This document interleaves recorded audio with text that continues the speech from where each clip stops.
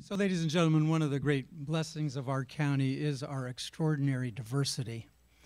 And an element of our county that I bet very few people appreciate is the number of Native Americans that live in our community. We have approximately 2,000 Native Americans in Montgomery County, the Cherokee Nation being the most dominant in our midst.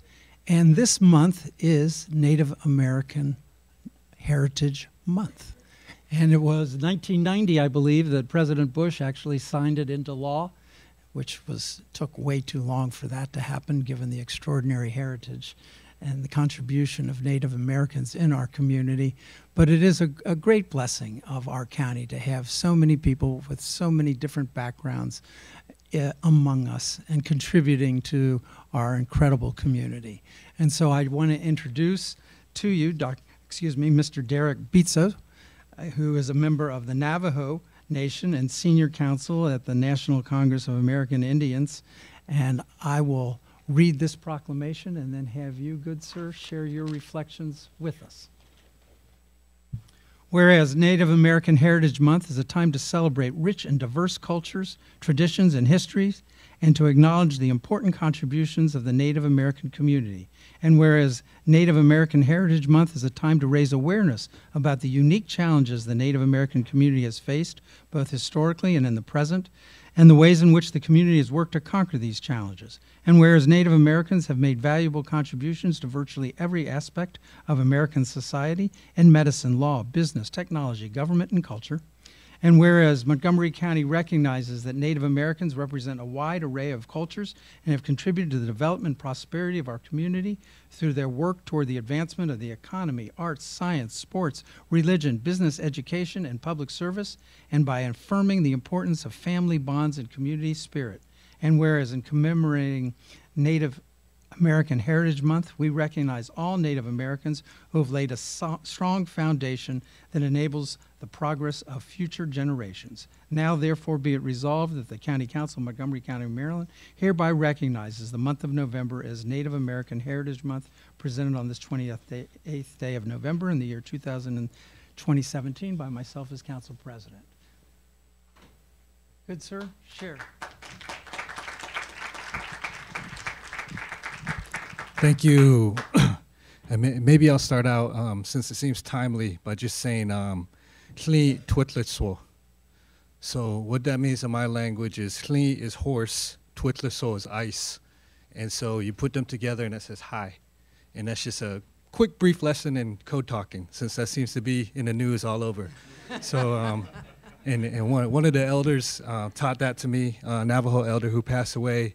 And I came into the room and he said, "Clean Twitlitso," and I was like, "What are you saying? Horse ice?" And he was telling me hi in Navajo code talk. And so, we were talking about it earlier, and well, it's unfortunate in the way that type of news broke yesterday. It's also an opportunity for education, and to learn about the past contributions that natives have had in this country.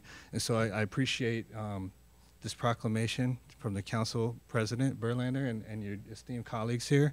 My name is Derek Bitso. As he mentioned earlier, I work for the National Congress of American Indians.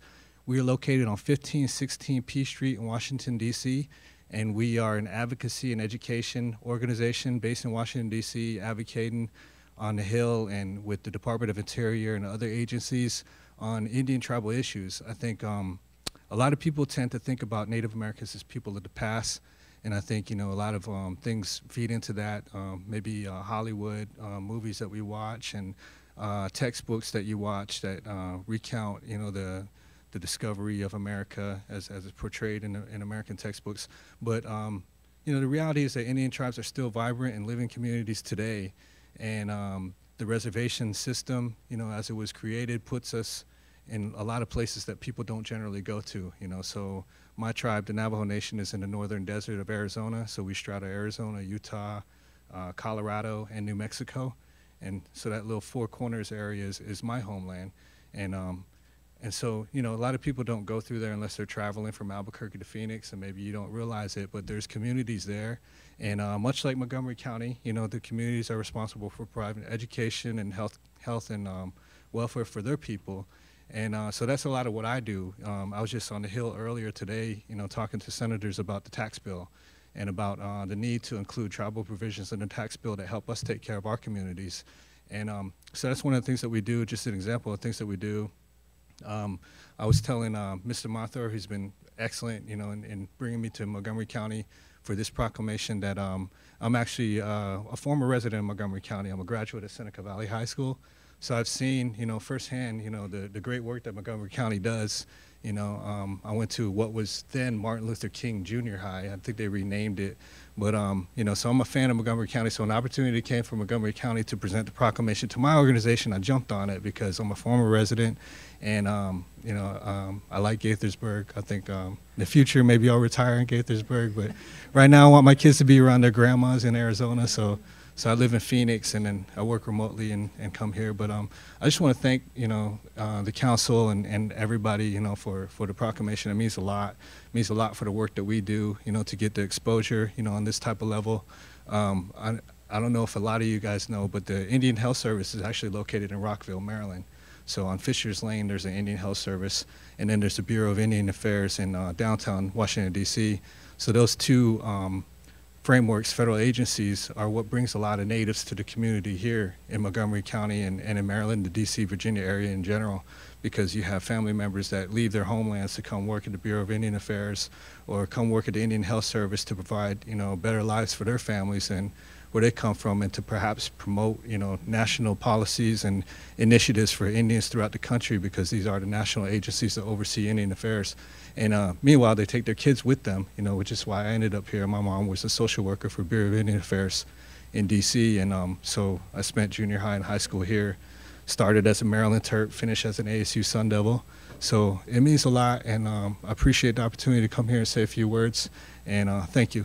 Thank you. Obligatory picture.